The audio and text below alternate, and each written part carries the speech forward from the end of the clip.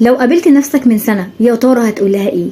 انا عن نفسي هقول لها فاكره الموقف اللي انت كنت عماله تعيطي فيه ده؟ دلوقتي مر بسلام، ولا كأن اي حاجه حصلت، وكل حاجه اتحطت في مكانها الصح، وما كانش الموضوع يستاهل ابدا كل دموعك الجميله دي. هقول لها فاكره الموقف اللي انت اتحطيتي فيه وحسيتي نفسك ان انت ضعيفه؟ دلوقتي بقيتي انت الاقوى، وتقدري تواجهي كل حاجه ممكن تحصل معاكي في الحياه، والموقف ده علمك حاجات كتير جدا جدا.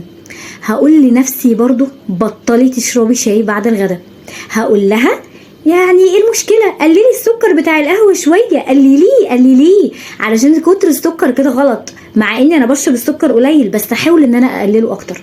هقول لها ما تجربي تاكلي شوكولاته، ايه المشكله؟ فعلا انا لما جربت، يعني انا ما بحبش الشوكولاته خالص، لما جربت يعني اخد مكعب الدنيا بتبقى جميله، يعني مش وحشه، بتغير كده المزاج وبتبقى جميله.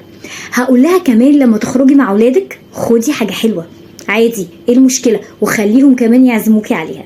انت بقى لو قابلت نفسك من سنه هتقول لها ايه؟